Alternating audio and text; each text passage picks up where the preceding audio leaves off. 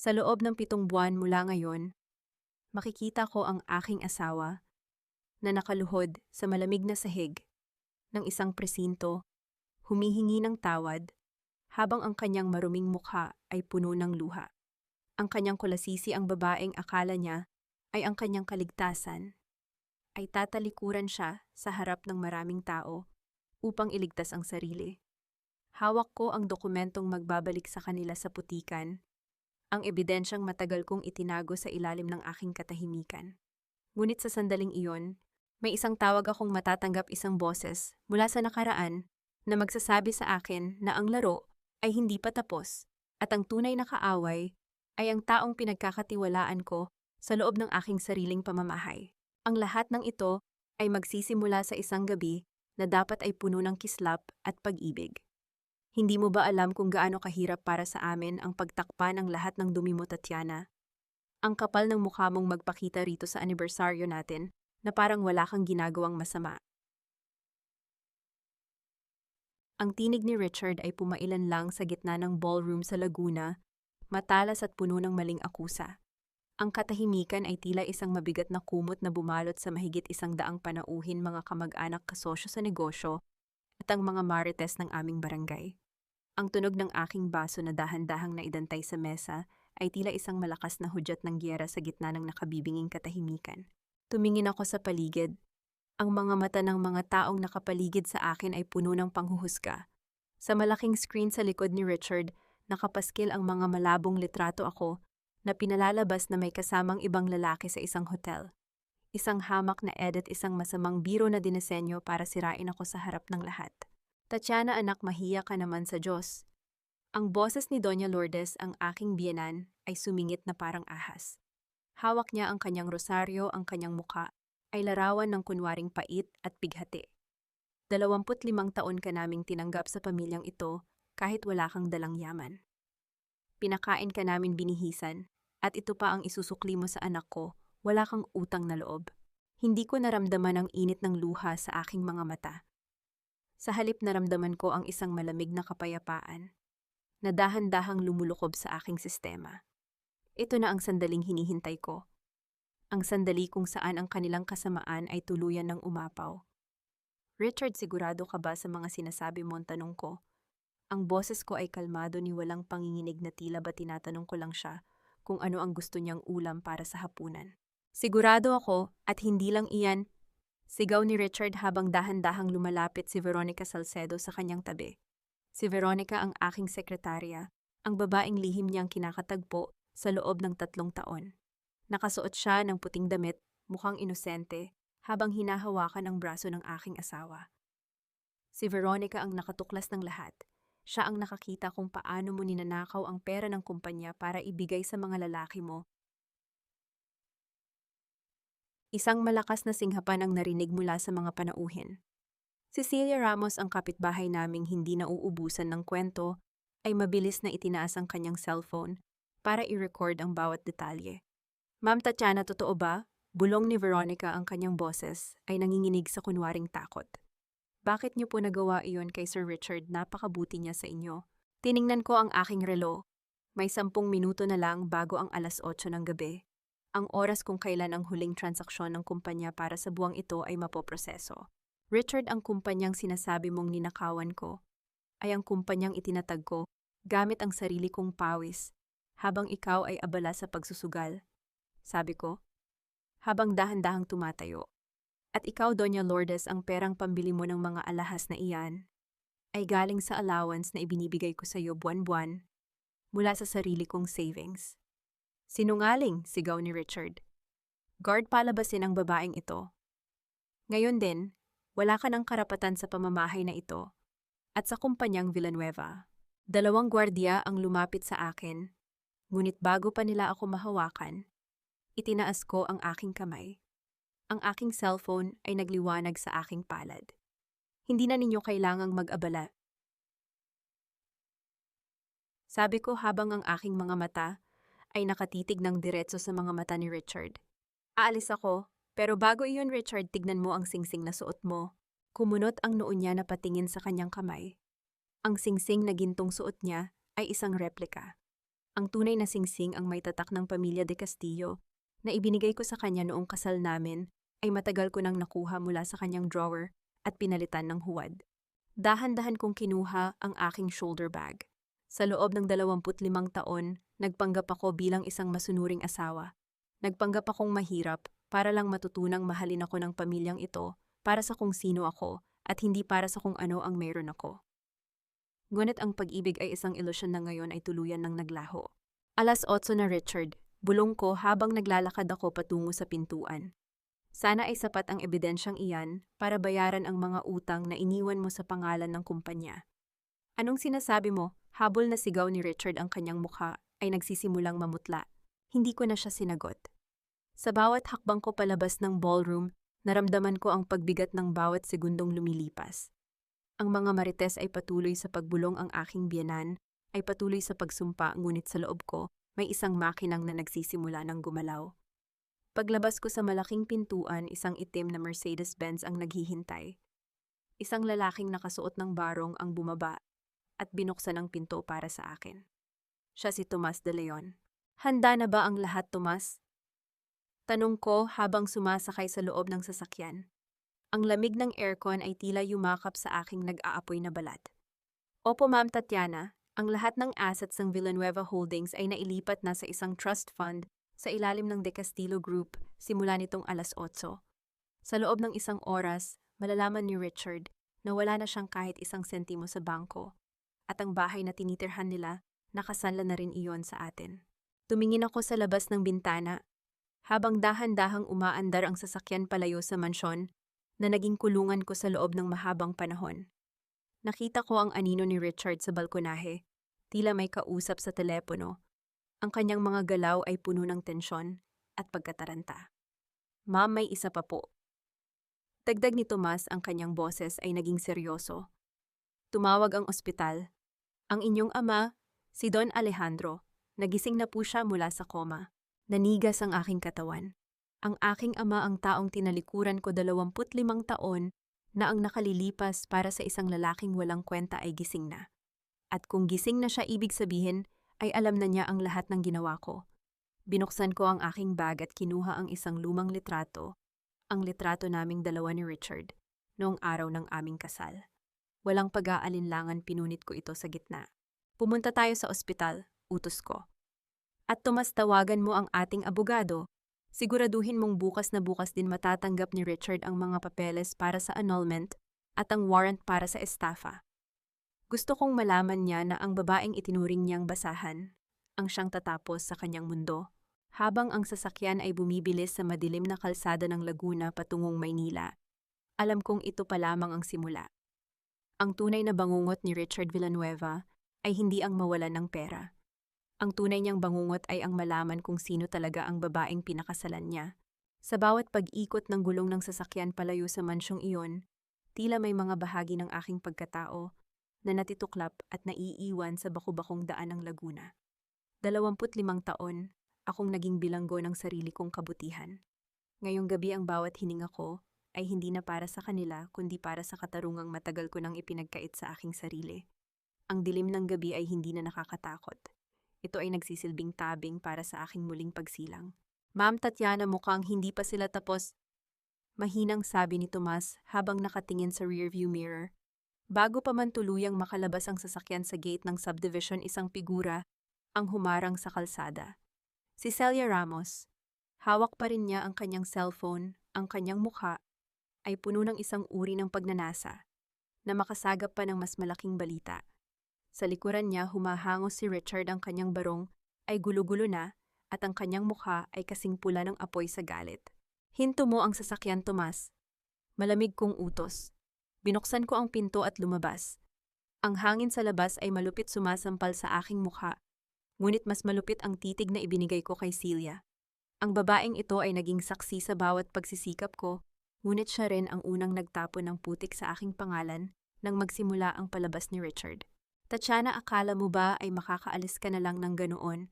Sigaw ni Celia habang itinutok ang kamera sa akin. Ano itong naririnig ko? Ninakawan mo ang asawa mo. Wala kang hiya pagkatapos kanilang kupkupin. Celia, tawag ko sa kanyang pangalan. Ang boses ko ay mababa pero sapat na para patahimikin ang kanyang ingay. Bago mo ituloy ang pagre-record, siguraduhin mong nakaharap din ang camera sa lalaking nasa likuran mo. Tanungin mo siya, nasaan ang 50 milyong piso na kinuha niya sa pondo ng mga empleyado noong nakaraang buwan. At tanungin mo rin siya, sino ang tunay na may-ari ng lupang kinatatayuan ng bahay mo na matagal na niyang ginagamit na kolateral. Natigilan si Celia. Ang kanyang mga kamay ay dahan-dahang bumaba. Tumingin siya kay Richard na noon ay nakarating na sa aming kinalalagyan. Tatiana, anong kalokohan ito? Singhal ni Richard, ang kanyang hininga ay amoy alak at desperasyon. Ibigay mo sa akin ang password ng mga accounts. Ngayon din, hindi ka aalis dito hanggat hindi mo ibinabalik ang pera ng kumpanya. Ang pera ng kumpanya. Napangiti ako ng bahagya, isang ngiting walang init. Richard, ang kumpanyang Villanueva ay wala ng pera. Ang lahat ng transaksyong pinirmahan mo sa ilalim ng impluwensya ni Veronica ay mga dokumento ng paglilipat ng utang. Ang perang akala mo ay nakuha mo ay pambayad lamang sa mga butas na ikaw mismo ang gumawa. Hayop ka, susugod sana si Richard para saktan ako, ngunit mabilis na humarang si Tomas. Ang matikas na tindig ni Tomas ay sapat na para mapaatras ang aking asawa. Huwag mong subukan, Richard, babala ko. Sa sandaling dampyan mo ako ng daliri, sisiguraduhin kong sa kulungan ka mag-aalmusal bukas. At ikaw, Celia, ang videong kinuha mo kanina, itago mo iyan. Dahil iyan ang magsisilbing huling alaala ng pagiging makapangyarihan ni Richard Villanueva. Bukas ang buong barangay ay malalaman kung sino ang tunay na magnanakaw. Sumakay ako muli sa sasakyan at hindi na nilingon ang kanilang mga anyong dahan-dahang nilalamon ng dilim. Sa loob ng sasakyan, kinuha ko ang isang lumang susi mula sa aking bulsa. Ito ang susi ng aming lumang bahay sa Manila, ang bahay na iniwan ko noong sumama ako kay Richard. Ito ang tanging bagay na hindi nila nakuha sa akin. Tomas, bilisan mo ang pagpapatakbo, sabi ko habang ang aking mga daliri ay humahaplos sa malamig na metal ng susi. Ayaw kong abutan ng liwanag sa lugar na ito. Tahimik ang biyahe patungong Maynila. Ang mga ilaw ng kalsada ay tila mga guhit ng ginto na mabilis na dumadaloy sa aking paningin. Ngunit sa gitna ng katahimikan, napansin ko ang isang bagay. Isang puting SUV ang kanina pa sumusunod sa amin, simula nang lumabas kami ng subdivision. Hindi ito sasakyan ni Richard. Masyadong bago, masyadong formal. Tomas, may sumusunod sa atin, mahina kong sabi. Tumingin si Tomas sa salamin at tumango. Kanina ko pa po napansin, ma'am. Hindi ito tauhan ni Richard. Ang plaka ay nakarehistro sa isang security firm na konektado sa De Castillo Group. Naramdaman ko ang isang kakaibang kaba sa aking dibdib. Ang aking pamilya. Akala ko ay malaya na ako sa kanila, pero mukhang kahit kailan ay hindi nila ako hinayaang mawala sa kanilang paningin. Ang paggising ng aking ama ay hindi lang isang himala. Ito ay isang hudyat na ang mas malaking bagyo ay parating pa lamang. Nakarating kami sa tapat ng St. Luke's Medical Center. Ang malaking gusali ay tila isang naglalakihang bantay sa gitna ng lungsod. Pagbaba ko ng sasakyan, agad kaming sinalubong ng 4 na lalaking nakasuot ng itim na suit. Ang kanilang mga mukha ay walang emosyon, parang mga estatwa. Ma'am Tatiana de Castillo, tawag ng isa sa kanila. Hinihintay na po kayo ng inyong kapatid sa loob. Kapatid, tanong ko. Ang tanging kapatid ko ay pumanaw na 10 taon na ang nakalilipas. Si Sir Javier po, Mbota. Sagot ng lalaki. Ang mundo ko ay tila panandaliang huminto.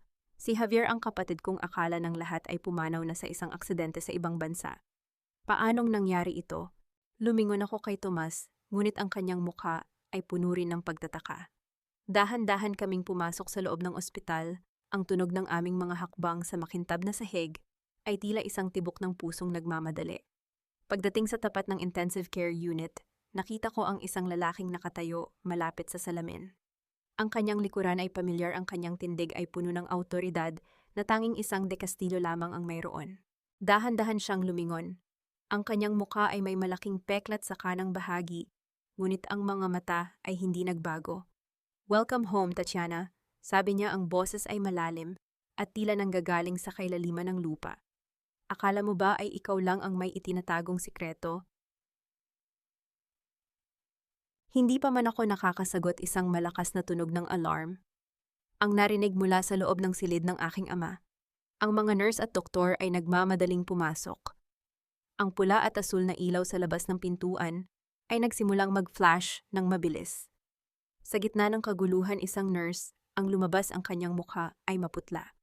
"Ma'am sir," ang pasyente, bigla pong tumigil ang kanyang puso pagkabanggit ng isang pangalan.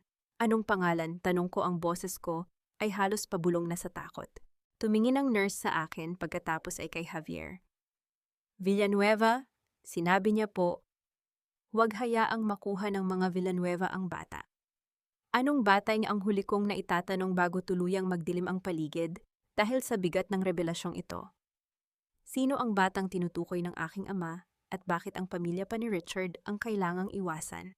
Ang bawat tibok ng makinang nakakabit sa aking ama ay tila isang martilyo na dumidikdik sa aking bungo. Ang puting ilaw ng pasilyo ng ospital ay masyadong masakit sa mata kasing sakit ng katotohanang ang lalaking nasa harapan ko ay ang kapatid kong 10 taon ko nang ipinagluluksa. Si Javier ay nakatayo pa rin doon walang kibo habang ang mga doktor ay abala sa loob ng silid. Ang kanyang mga mata ay parang 2 piraso ng yelo, walang kislap, walang luha, puro lamang lamig. "Huwag kang tumingin sa akin na parang nakakita ka ng multo, Tatiana," sabi ni Javier. Ang kanyang boses ay walang bahid ng pagmamahal, tila isang estranghero na nagbabasa ng isang ulat. "Buhay ako dahil kailangan kong mabuhay. Habang ikaw ay nagpapakasasa sa pagiging martir sa Laguna, ako ang naglilinis ng mga kalat na iniwan mo sa pamilyang ito." Nagpakasasa. Halos mabulunan ako sa sarili kong laway. "Javier, tinalikuran ko ang lahat para protektahan ang dangal ng pamilyang ito mula sa mga iskandalong ginawa mo bago ka nawala. At ngayon sasabihin mong nagpakasasa ako. Lalapit sana ako para saktan siya, para maramdaman kung totoo ba siyang tao, ngunit mabilis na bumukas ang pinto ng ICU. Lumabas ang punong doktor, hinahawi ang kanyang maskara. Ang pawis sa kanyang noo ay sapat na para sabihin sa akin na ang balita ay hindi maganda. Stable na ang kanyang vitals, pero mahina na ang kanyang katawan, pahayag ng doktor. "Ma'am sir, ang huling binanggit ng inyong ama tungkol sa bata. Kailangan nating malaman kung sino iyon. Ang kanyang blood pressure ay tumataas tuwing nababanggit ang pamilyang Villanueva. May kinalaman ba sila sa isang legal na kustodya?" Tumingin ako kay Javier ngunit umiwas siya ng tingin. Ang kanyang kamao ay mahigpit na nakakuyom sa kanyang gilid. Isang microsensory na reaction na tanging kaming magkakapatid lamang ang nakakaunawa. May alam siya. Wala kaming alam tungkol sa anumang bata. Mabilis na sagot ni Javier bago pa ako makapagsalita. "Doktor, gawin niyo ang lahat para manatili siyang buhay. Ang pera ay hindi problema." Nang makaalis ang doktor, hinarap ko si Javier. "Sino ang batang iyon, Javier? 25 taon akong kasal kay Richard. Kung may anak siya sa labas na 7 taong gulang, na imposibleng hindi ko iyon nalaman." "Hindi anak ni Richard ang tinutukoy ni Papa Tatiana," bulong ni Javier habang papalapit sa akin. Ang kanyang amoy ay amoy antiseptic at mamahaling pabango, isang amoy na nagpapaalala sa akin ng kapangyarihang tinalikuran ko. Ang batang iyon ay ang susi sa lahat ng shares ng De Castillo na kinuha ni Papa sa akin bago ako mamatay. At kung makuha iyon ng mga Villanueva, hindi lang ang kumpanya ang mawawala sa atin. Pati ang ating pangalan ay malilibing sa dumi. Hindi ko patuluyang napoproseso ang kanyang sinabi nang mag-vibrate ang aking cellphone. Isang unknown number. Sinagot ko ito at ang boses sa kabilang linya ay sapat na para magpanting ang aking tainga. Si Doña Lourdes, ngunit ang kanyang boses ay hindi nagalit. Ito ay puno ng peking tamis ang boses na ginagamit niya kapag mayroon siyang gustong makuha. "Tatiana Hisha," simulan niya. At naririnig ko ang tunog ng paghigop niya ng tsa sa kabilang linya. "Huwag ka nang magmatigas. Alam naming nasa Manila ka. Alam din namin ang tungkol sa iyong ama. Sayang naman ang matanda, baka hindi na niya kayanin ang susunod na balita. Ibigay mo sa amin ang bata at ibabalik namin sa iyo ang lahat ng accounts na kinuha mo kanina." Isang patas na palit, hindi ba? "Anong bata ang sinasabi mo, Lourdes?" Angal ko, ang aking boses ay puno ng puot. "Huwag mo akong gamitan ng mga laro mo. Wala akong hawak na bata." "Ay Tatiana, palagi ka na lang huli sa balita." Tumawa siya, isang tunog na parang kaskas ng tuyong dahon. "Tanungin mo ang kapatid mong si Javier. Tanungin mo siya kung anong ginawa niya 7 taon na ang nakalilipas sa isang klinika sa Singapore. Sige na, Hija, may 24 na oras ka." Kapag hindi kami nakatanggap ng tawag ang impormasyong hawak namin tungkol sa pagkamatay ni Javier, ay mapupunta sa mga otoridad. At alam mo naman ang mangyayari sa mga taong nagtatago sa batas, di ba? Pinutol niya ang tawag. Nanlambot ang aking mga tuhod. Tumingin ako kay Javier na noon ay nakatingin na sa akin ng may pagbabanta. Anong ginawa mo sa Singapore 7 taon na ang nakalilipas? Tanong ko, ang boses ko ay nanginginig sa galit. Hindi siya sumagot. Sa halip lumakad siya patungo sa reception desk ng ospital. Isang maliit na kahon ang iniwan doon para sa akin. Walang pangalan ng sender, tanging ang aking pangalan lamang na nakasulat sa isang eleganting sulat kamay. Dahan-dahan kong binuksan ang kahon sa harap ni Tomas at Javier. Sa loob may isang maliit na teddy bear, luma, kupas na ang kulay, at may bakas ng tuyong dugo sa isa nitong tenga. May nakalakip na maliit na card, Happy Ikapito Birthday. Ang nakaraan ay hindi kailanman nananatiling nakabaon. Ang aking hininga ay tila naging yelo sa aking lalamunan. Ang teddy bear na ito ang bear na niregalo ko sa aking pamangkin bago ang aksidente 10 taon na ang nakalilipas. Ngunit 7 taon, bakit 7 taon ang nakasulat sa card? May kotse sa labas. Ulat ni Tomas, ang kanyang kamay ay nasa kanyang baywang handang bumunot ng armas. Hindi ito ang mga De Castillo, itim na van, walang plaka. Sila na iyon, bulong ni Javier. Tatiana, kailangan mong magpasya ngayon din. Sasama ka sa akin at tatalikuran ang lahat ng nalaman mo ngayong gabi o mananatili ka rito. At hahayaan ang mga Villanueva na tapusin ang sinimulan nila 10 taon na ang nakalilipas. Sa sandaling iyon, ang pinto ng ospital ay bumukas ng malakas. Hindi mga pulis ang pumasok, kundi mga tauhan ni Richard, kasama ang isang abogado na may hawak na isang legal na dokumento. Tatiana Villanueva, sigaw ng abogado sa gitna ng matahimik na lobby. May hawak kaming court order para sa agarang pag-freeze ng lahat ng assets mo dahil sa kasong isinampa ng asawa mo. At mayroon din kaming warrant para sa search and rescue ng isang menor de edad na di umano'y itinatago mo sa pasilidad na ito. Naramdaman ko ang paglamig ng aking dugo. Ang bitag ay hindi lang nakalatag, ito ay unti-unti nang sumasara sa aking leeg. Tiningnan ko ang teddy bear, tiningnan ko si Javier, at sa huli tiningnan ko ang mga tauhan ni Richard na papalapit sa amin. Tomas, pagpahita pasa. Tawag ko, ang boses ko ay kasing talim ng isang labaha. Ihanda mo ang sasakyan. Javier, kung ayaw mong mamatay sa harap ng mga taong ito, sabihin mo sa akin kung nasaan ang bata. Ngayon din, ang huling nakita ko bago kami tumakbo patungo sa fire exit ay ang mukha ni Richard. Sa labas ng salaming pinto, may hawak na isang remote control at isang nakakatakot na ngiti ang nakapaskil sa kanyang mga labi, habang ang isang pulang ilaw ay nagsimulang kumislap sa ilalim ng sasakyan ni Javier. Ang bawat kurap ng pulang ilaw sa ilalim ng sasakyan ni Javier ay tila isang babala ng kamatayan na sumasabay sa pintig ng aking puso. Sa labas ng salaming pinto ng ospital, ang ngiti ni Richard ay puno ng lason, isang ngiting nagsasabing hawak niya ang mitya ng aming buhay. Ngunit hindi niya alam ang takot ay matagal nang namatay sa akin, kasabay ng pagtatraidor niya sa Laguna. Huwag kang lilingon, Javier. Mahina kong utos habang ang aking mga mata ay nananatiling nakatitig ng diretso kay Richard. Tomas, dahan-dahang ilayo ang mga tao sa entrance. Javier, ibigay mo sa akin ang susi ng sasakyan mo. Ngayon din. Tatiana, anong gagawin mo sa sabog ang sasakyang iyan sa oras na pindutin niya ang remote? Giit ni Javier, ang kanyang boses ay may bahid ng panik na pilit niyang itinatago. Ibigay mo ang susi o angal ko, at sa talim ng aking boses, wala siyang nagawa kundi iabot ang remote key. Hindi ako tumakbo palayo. Sa halip, dahan-dahan akong naglakad, patungo sa salaming pinto, tanging ang makapal na bubog lamang ang naghihiwalay sa amin ni Richard. Itinaas ko ang aking kamay na hawak ang susi ni Javier. Nakita ko ang bahagyang pagkabahala sa mga mata ni Richard. Akala niya ay susubukan kong tumakas gamit ang sasakyang iyon. Pinindot ko ang button para i-lock ang sasakyan. Isang maikling tunog ng busina ang narinig mula sa labas, hudyat na ang system ay aktibo. Pagkatapos itinapat ko ang aking cellphone sa salamin, ipinapakita ang isang live feed ng isang bank account, ang account kung saan nakalagay ang natitirang pera ni Richard na hindi ko pa tuluyang kinukuha. Richard! Sigaw ko sapat na para marinig niya sa kabilang panig. Ang bawat segundong hindi mo ibinababa ang remote na yan ay ₱1,000,000 na nawawala sa account na ito. Sige, pindutin mo. Sabog ang kapatid ko pero pulubi ka naman habang buhay. Pili ka higanti o pera. Nakita ko ang panginginig ng kamay ni Richard. Ang kasakiman niya ang kanyang pinakamalaking kahinaan. Sa tabi niya ang abogado ay tila nag-aalinlangan na rin. Ang banta ng pagsabog sa isang pampublikong ospital ay nangangahulugan ng habambuhay na pagkakakulong at alam ni Richard na hindi ko siya bibigyan ng pagkakataong makalusot. Ma'am, handa na ang backdoor, Tan? Bulong ni Tomas sa aking likuran. Dahan-dahang ibinaba ni Richard ang kanyang kamay.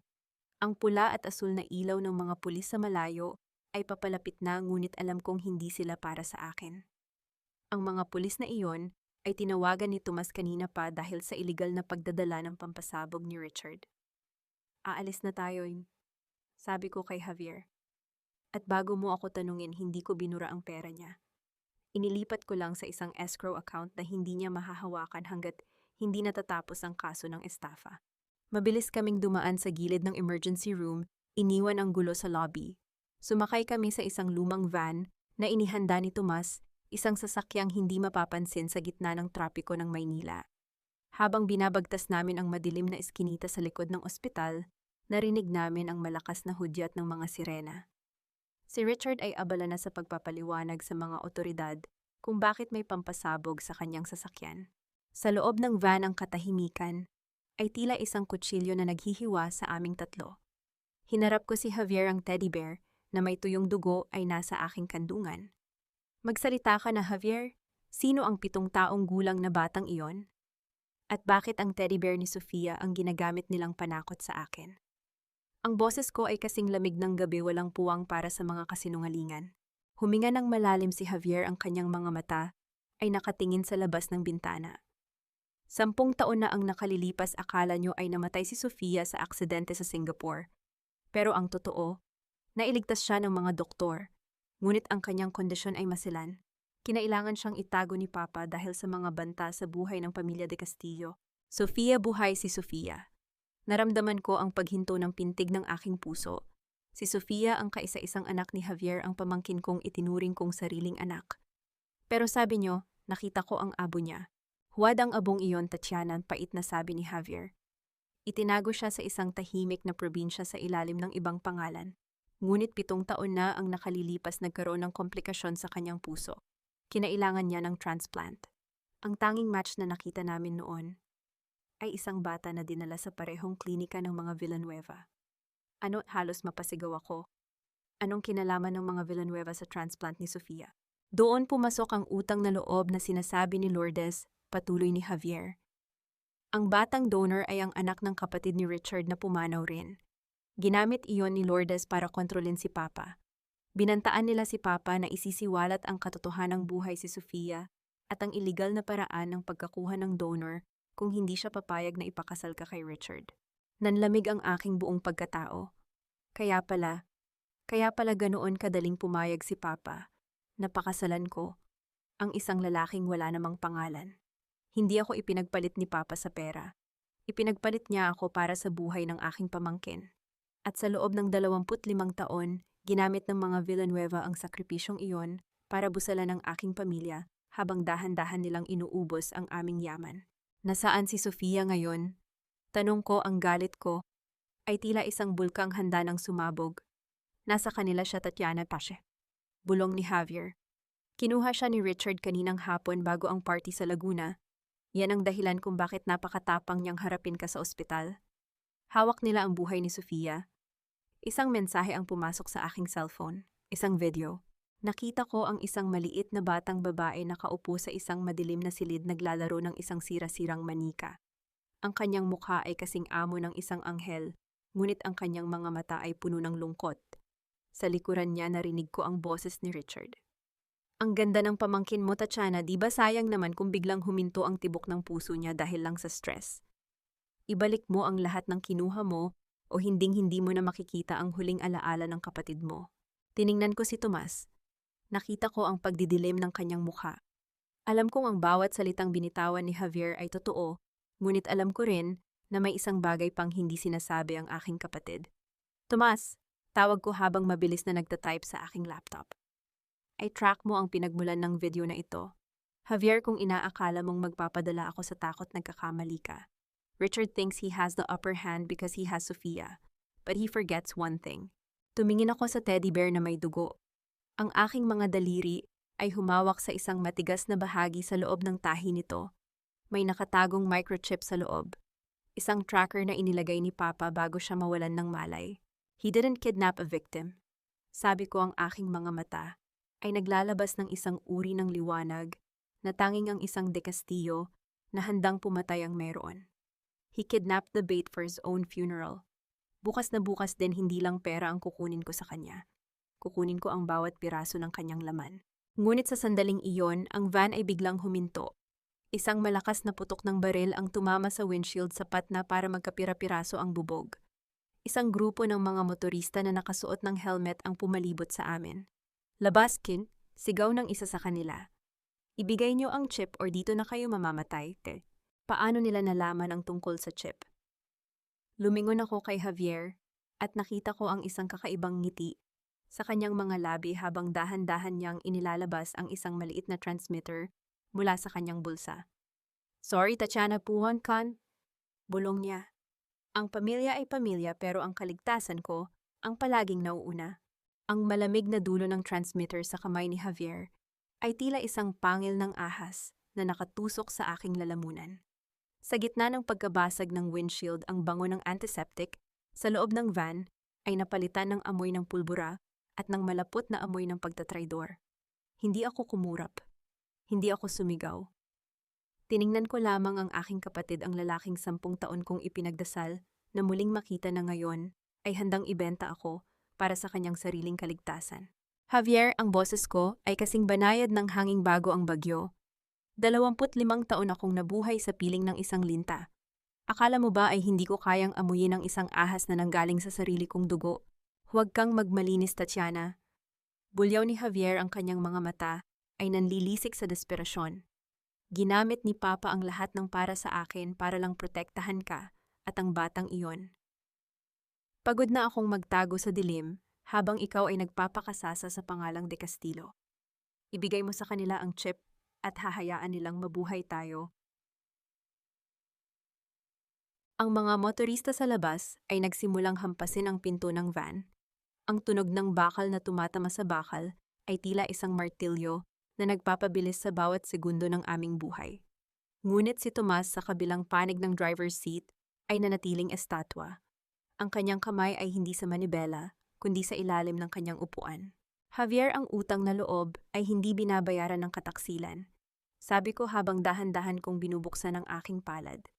Ang maliit na chip na kanina ay hawak ko ay wala na doon. At kung inaakala mong ang hawak mong transmitter ay konektado sa mga taong iyan, nagkakamali ka. Biglang nagbago ang kulay ng mukha ni Javier. Pinindot niya ang button sa transmitter, ngunit sa halip na isang hudyat ng pagsuko, isang malakas na tunog ng sirena ang nanggaling sa loob mismo ng kanyang bulsa. Isang tracking device na inilagay ni Tomas nang hindi niya napapansin. Tatiana, anong? Hindi na natapos ni Javier ang kanyang sasabihin nang biglang mabilis na pinaharurot ni Tomas ang van, bumangga sa dalawa sa mga motorista na nakaharang sa aming daan. Ang pag-alog ng sasakyan ay tila isang malakas na lindol na nagpatumba sa aming lahat sa loob. Sa labas, ang dilim ng eskinita ay napuno ng ingay ng mga sumasabog na gulong at ng mga sigaw ng galit. Ma'am, kumapit kayo, sigaw ni Tomas. Sa gitna ng mabilis na pagpapatakbo, kinuha ko ang isang maliit na injection mula sa aking bag, isang bagay na itinago ko para sa oras ng matinding pangangailangan. Walang pag-aalinlangan itinurok ko ito sa braso ni Javier. Matulog ka muna, kapatid, bulong ko habang pinapanood ko ang dahan-dahang pagpikit ng kanyang mga mata. Sa susunod na magising ka, wala ka na sa mundong kinagagalawan ng mga De Castillo. Nakarating kami sa isang tagong bodega sa pantalan ng Maynila. Ang amoy ng dagat at ng kalawang ay sumalubong sa amin. Dito ang katahimikan ay tila isang kaibigang nag-aalok ng panandaliang pahinga. Ibinaba ni Tomas ang wala pang malay na si Javier at itinali ito sa isang silya. Kinuha ko ang aking cellphone. May isang bagong mensahe mula kay Richard. Hindi video kundi isang audio file. Binuksan ko ito. Ang boses ng isang batang babae, mahina at nanginginig ang bumungad sa akin. Tita Tati, nasaan ka na po? Sabi nila susunduin mo ako. Tita, malamig po dito. May mga taong nakatingin sa akin, hindi sila ngumingiti. Naramdaman ko ang pagkirot ng aking puso, isang sakit na mas matindi pa sa anumang saksak. Ngunit agad itong napalitan ng isang malamig na rasyonalismo. Hindi ko hahayaang gamitin nila ang aking emosyon laban sa akin. Thomas, tawag ko, ang aking mga mata ay nakatitig sa mapa ng Laguna na nakabukas sa aking laptop. Ang boses ni Sofia, may naririnig ka bang kakaiba sa background? Pinakinggan ni Thomas ang audio ng paulit-ulit ginamit ang isang software para linisin ang ingay. May maririnig na mahinang tunog ng kampana, ma'am, at ang huni ng mga ibon na tanging sa isang bird sanctuary lamang maririnig. At ang amoy, binanggit niya ang amoy ng mga bulaklak. Ang lumang hasyenda ni Doña Lourdes sa Kalawan. Sabi ko, ang aking mga daliri ay mabilis na nagtatype. Doon nila itinago si Sofia. Richard thinks he is smart by bringing her back to Laguna. Akala niya ay doon niya ako matatalo dahil doon ako naging mahina. Tumayo ako at kinuha ang isang itim na jacket. Ang aking mukha sa refleksyon ng bintana ay hindi na ang mukha ng babaeng nagtitiis sa loob ng 25 taon. Ito ang mukha ng isang mangangaso. Ihanda ang mga tauhan, Tomas. Hindi tayo papasok doon para makipagnegosasyon. Papasok tayo doon para bawiin ang atin at sunugin ang lahat ng bakas ng pamilya Villanueva. Pero ma'am, paano ang legal na aspeto ang court order ni Richard? Tanong ni Tomas. Ang batas ay para sa mga taong may dangal, Tomas. Para kay Richard, gagamit ako ng ibang uri ng hustisya. Sabi ko habang niloload ang isang maliit na device na magha-hack sa security system ng hasyenda. Ngunit bago pa man kami makaalis, isang tawag ang muling pumasok. Hindi unknown number. Ito ay mula sa mismong telepono ni Sofia. Hello, Tatiana? Boses ito ng isang lalaki. Hindi si Richard. Mas malalim, mas pamilyar. Ang kapatid mo ay isang hangal, pero ikaw ang tunay na anak ni Alejandro. Huwag mong subukang pumunta sa Kalawan. Ang batang ito ay wala doon. Ang batang ito ay nasa piling ko sa lugar kung saan nagsimula ang lahat. Sino ka? Sigaw ko, ang aking control ay unti-unti nang nanginginig. Ako ang taong pinatay ninyo 10 taon na ang nakalilipas. At ngayon ako ang kukuha ng nararapat para sa akin. Ang linya ay naputol. Tumingin ako kay Javier na nagsisimula ng magkamalay. Ang kanyang mga mata ay puno ng takot, hindi sa akin, kundi sa boses na narinig niya sa speakerphone. Siya iyon. Bulong ni Javier, ang kanyang boses ay nanginginig. Tatiana, hindi si Richard ang may hawak kay Sofia.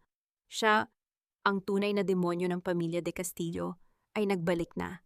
Sa loob ng 3 linggo mula ngayon, tatayo ako sa harap ng puntod ng pamilya de Castillo habang pinapanood ang pag-aresto sa lalaking akala ng mundo ay pumanaw na 10 taon na ang nakalilipas.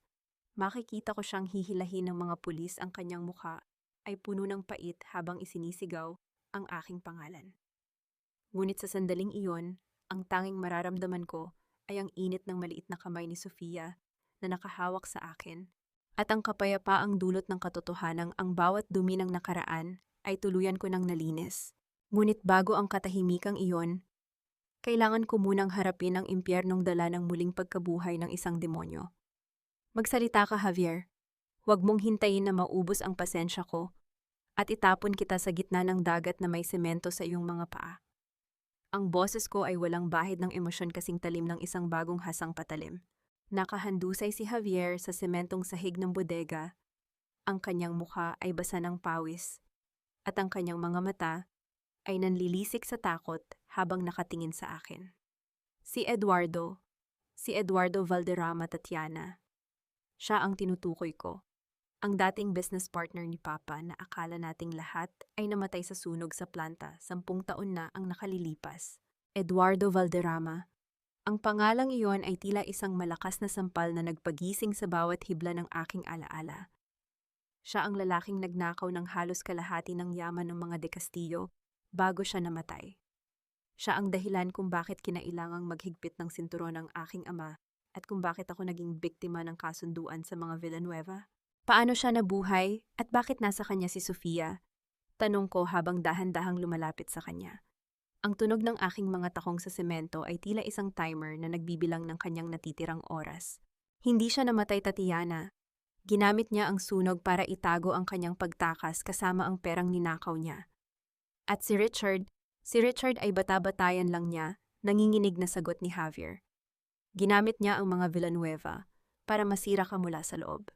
Ang lahat ng nangyari sa Laguna, ang pagpapakasal mo ang pagtatraidor ni Richard. Lahat iyon ay script ni Eduardo. Naramdaman ko ang paglamig ng aking dugo, ngunit hindi ito dahil sa takot. Ito ay dahil sa matinding puot na dahan-dahang nagiging isang malamig at kalkuladong plano. Sa loob ng 25 taon, naging tau-tauhan lang pala ako sa isang larong hindi ko alam na sinimulan na pala bago pa ako magsuot ng belo. Biglang tumunog ang aking cellphone. Isang tawag mula sa Laguna, si Richard. "Hello, Tatiana." Ang boses niya ay nanginginig puno ng desperasyon at hiningang tila galing sa isang taong tumatakbo. "Tulungan mo ako please, Tatiana, kinuha nila si Mama. Kinuha nila si Veronica May." Mga lalaking pumasok sa bahay. Binugbog nila ako at kinuha ang lahat ng dokumentong hawak ko. "Tatiana, nasaan ka?" Richard, malamig kong sagot habang ang aking mga mata ay nakapako kay Javier. "Bakit ka sa akin tumatawag? Hindi ba't pinalayas mo ako sa sarili nating anibersaryo? Hindi ba't ako ang magnanakaw at taksil sa kwento mo? Patawarin mo ako, hindi ko alam." Sabi ni Eduardo kapag sinunod ko siya magiging akin ang De Castillo Group. Pero niloko niya ako, "Tatiana, papatayin nila kami." "Huwag kang mag-alala, Richard." Sabi ko, ang aking boses ay puno ng mabalasik na merienda. "Hindi ka nila papatayin. Masyadong maikli ang kamatayan para sa isang taong tulad mo. Gusto ni Eduardo na panoorin mong mawala ang lahat sa iyo gaya ng ginawa mo sa akin sa loob ng 25 taon. Magdusa ka." Pinutol ko ang tawag ng walang pag-aalinlangan. Ang pag-iyak ni Richard ay musika sa aking pandinig, ngunit wala akong oras para magdiwang. "Tomas," tawag ko sa aking matapat na tauhan. "Ihanda ang tracker. Kung si Eduardo ang may hawak kay Sofia, hindi niya ito dadalhin sa isang lugar na madaling mahanap." Saan ang paboritong taguan ni Eduardo? 10 taon na ang nakalilipas. Nag-type si Tomas sa kanyang tablet, ang liwanag nito ay nagpapakita ng kanyang seryosong mukha. "Ang lumang abandonadong simbahan sa San Antonio, ma'am. Yun ang lugar kung saan natagpuan ang bangkay niya noon. Isang simbolikong lugar para sa kanya. Matalino, bulong ko. Doon siya namatay at doon niya gustong mamatay ang pamilya de Castillo ng tuluyan." Sumakay kami sa van, iniwan si Javier na nakatali at nakabantay sa bodega. Habang binabagtas namin ang madilim na kalsada patungong San Antonio, isang mensahe ang pumasok sa aking phone. Isang video call mula sa isang hindi kilalang account. Sinagot ko ito. Ang screen ay madilim, ngunit unti-unting lumitaw ang mukha ng isang lalaking may malalalim na kulubot sa mukha at mga matang puno ng itim na galit. Si Eduardo. Sa tabi niya nakita ko si Sofia, ang kanyang mga mata ay nakapiring at ang kanyang maliliit na kamay ay nakatali sa isang upuan. "Kumusta, Tatiana, mukhang mas naging matigas ka kaysa sa iyong ama?" Sabi ni Eduardo. Ang boses niya ay parang kiskis ng metal. "Gusto mo bang makita ang huling hininga ng batang ito? O gusto mong ibigay sa akin ang access code sa main vault ng De Castillo Group?" "Eduardo?" Simula ko, ang aking mukha ay nananatiling estatwa sa harap ng camera. "Ang vault na sinasabi mo ay matagal ko nang binuksan, at ang laman nito hindi pera, kundi ang bawat ebidensya ng mga transaction mo bago ka namatay. Ang lahat ng iyon ay nasa kamay na ng mga otoridad sa sandaling ito." Nakita ko ang pagbabago sa kanyang ekspresyon. Ang kanyang kumpiyansa ay dahan-dahang napapalitan ng pagdududa. "Nagsisinungaling ka, sigaw." Sigaw niya. "Subukan mo, Juan," hamon ko. "Ngunit bago mo gawin iyon, tingnan mo ang likuran mo. May isang bagay na nakalimutan mong tignan sa loob ng simbahang iyon." Sa background ng video, isang maliit na pulang ilaw ang nagsimulang kumislap sa pader sa likod niya. Isang silent alarm na inilagay ni Tomas gamit ang isang drone habang kami ay nasa biyahe. "Hindi lang ikaw ang marunong maglaro sa dilim, Eduardo," sabi ko habang pabilis ng pabilis ang takbo ng aming van. "Paparating na ako at sisiguraduhin kong sa pagkakataong ito hindi lang anino mo ang masusunog." Biglang pinatay ni Eduardo ang tawag. Ramdam ko ang tensyon sa loob ng van. Alam kong malapit na kami sa dulo, ngunit sa bawat segundong lumilipas ang panganib para kay Sofia ay lalong tumitindi. "Ma'am, may mga sasakyang humaharang sa daan," sigaw ni Tomas. 3 itim na SUV ang biglang sumulpot mula sa mga kanto, pinalilibutan kami. Ang tunog ng mga gulong na kumakaskas sa semento ay pumuno sa katahimikan ng gabi. Huwag hihinto, Tomas. Utos ko, ang aking mga kamay ay mahigpit na nakahawak sa upuan. Banggain mo sila. Ngayong gabi walang sino mang tatayo sa pagitan ko at ng aking pamilya. Isang malakas na impact ang naramdaman namin nang tumama ang aming van sa isa sa mga sasakyan. Ang tunog ng nababasag na salamin at nayuyuping bakal ay tila isang hudyat ng pagsabog. Sa gitna ng usok nakita ko ang abandonadong simbahan sa di kalayuan. Nang dahan-dahang bumukas ang pinto ng aming van, isang figura ang lumabas mula sa isa sa mga SUV. Hindi ito tauhan ni Eduardo. Ang lalaking nakatayo doon, may hawak na baril at nakatitig sa akin nang may halo-halong galit at pagsisisi, ay walang iba kundi si Richard Villanueva. Tatiana, hindi ka makakaabot sa loob. Sigaw niya, ang kanyang mga kamay ay nanginginig. Kailangan nating mag-usap. May alam ako na hindi mo alam tungkol kay Sofia. Tumingin ako sa kanya. At sa sandaling iyon, ang tanging nais ko ay tapusin ang kanyang buhay. Ngunit ang misteryong dala ng kanyang mga salita ay sapat na para pigilan ang aking bawat hakbang. Anong alam ni Richard na hindi ko alam? At bakit siya narito para harangan ako? Sa loob ng 3 buwan mula ngayon, makikita ko si Richard Villanueva na nakatayo sa labas ng gate ng aming mansyon, suot ang gulanit na damit at namamalimos ng kahit isang sulyap mula sa akin. Lalampasan ko siya gamit ang aking sasakyan, hindi man lang itatama ang aking paningin sa kanyang nagmamakaawang mga mata. Mararamdaman ko ang tunay na tagumpay, hindi dahil sa pera, kundi dahil sa katotohanang wala na siyang kapangyarihang saktan ako. Ngunit ngayong gabi, sa gitna ng usok at amoy ng nasusunog na gulong, kailangan ko munang dumaan sa apoy na siya mismo ang nagmitsa. Tatiana, huwag kang lumapit, pinoprotektahan lang kita. Ang sigaw ni Richard ay nanginginig kasing hina ng kanyang paninindigan. Ang baril sa kanyang kamay ay tila isang mabigat na pasanin, ang kanyang daliri ay malapit ng manginig sa gatilyo. Hindi ako huminto. Ang bawat hakbang ko sa magaspang na kalsada patungo sa kanya ay puno ng bawat taon ng pagtitiis na ibinigay ko sa pamilya niya. Ang tunog ng aking sapatos sa mga tuyong dahon ay tila isang marahang pagbibilang ng kanyang huling sandali bilang isang malayang tao. Pinoprotektahan. Isang mapait na tawa ang kumawala sa aking lalamunan, ngunit ang aking mukha ay nanatiling kasing lamig ng marmol. Richard, ang tanging pinoprotektahan mo ay ang sarili mong leeg. Sabihin mo sa akin anong alam mo tungkol kay Sofia na itinatago ninyo sa akin sa loob ng 7 taon. Hindi siya anak ni Javier. Sigaw ni Richard, ang kanyang mga mata ay nanlalaki sa takot. Tatiana, si Sofia, siya ang bunga ng kasunduan ni na Papa at Eduardo. Hindi siya de Castillo sa dugo. Siya ang tagapagmana ng mga Valderrama na itinago ni Papa para maging kolateral laban kay Eduardo. Napatigil ang aking mundo. Ang bawat piraso ng puzzle na binuo ko sa aking isipan ay tila nagkawatak-watak. Si Sofia, hindi ko siya tunay na pamangkin. Siya ang anak ng aming mortal na kaaway. Ang sakit na naramdaman ko ay tila isang matalim na kutsilyo na humihiwa sa aking puso, ngunit mabilis itong pinalitan ng aking rasyonal na pag-iisip. Kung hindi siya de Castillo, bakit ganoon na lamang ang pagmamahal na ibinigay ni Papa sa kanya? Nagsisinungaling ka, Papa. Bulong ko, habang dahan-dahan kong binubunot ang isang maliit na device mula sa aking bulsa. Hindi iyan ang dahilan kung bakit kailangang mamatay ni Sofia ngayong gabi. Kapag namatay siya, ang lahat ng yaman ng mga Valderrama ay mapupunta sa mga Villanueva dahil sa mga peking dokumentong pinapirmahan namin kay Papa. Ang mukha ni Richard ay nagpakita ng isang uri ng kabaliwan, isang desperasyong hatid ng pagkagutom sa kapangyarihan. Hindi ko na hinintay na matapos ang kanyang pagkahumaling. Sa isang mabilis na galaw, pinindot ko ang button sa aking device. Isang high-frequency sound ang pumailan lang sa paligid, sapat na para mabitawan ni Richard ang kanyang baril at mapahawak sa kanyang mga tainga sa sobrang sakit. Ang tunog ng pagbagsak ng bakal sa semento ay tila hudyat ng kanyang tuluyang pagbagsak. Mabilis na lumapit si Tomas at pinalumpo si Richard sa isang iglap. Walang awa niyang itinumba ang lalaking 25 taon kong tinawag na asawa. Dalhin mo siya sa sasakyan, huwag mong hahayaang makapagsalita pa. Utos ko kay Tomas habang naglalakad ako patungo sa abandonadong simbahan. Ang pintuan ng simbahan ay luma at may mga bakas ng pilit na pagbubukas. Ang amoy ng amag at lumang kahoy ay sumalubong sa akin.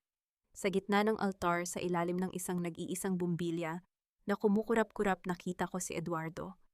Nakaupo siya sa isang silya, tila isang haring naghihintay sa kanyang huling hatol. At sa kanyang paanan, nakahiga si Sofia walang malay at nakagapos. Dumating ka rin, Tatiana Chankinpata. Boses ni Eduardo na tila galing sa kailaliman ng isang hukay. Narinig mo ba ang balita mula sa iyong asawa? Ang batang iyan, ang batang inalagaan mo, ay ang dugo ng taong pumatay sa iyong pamilya. Eduardo, simula ko ang aking boses ay nanatiling matatag sa gitna ng nagngangalit na emosyon sa aking dibdib. Hindi mahalaga kung kaninong dugo ang dumadaloy sa kanyang mga ugat. Ang mahalaga ay kung sino ang naging pamilya niya sa loob ng 7 taon. At sa gabing ito ang pamilyang iyon ang kukuha sa kanya. Masyadong kang idealista. Tumawa si Eduardo isang tunog na parang kaskas ng tuyong balat. Ang batang ito ay isang simbolo ng pagkatalo ng iyong ama. Isang buhay na paalala na kahit ang pinakamakapangyarihang de Castillo ay kayang lumuhod sa harap ng isang Valderrama. Dahan-dahan siyang tumayo at naglabas ng isang lighter.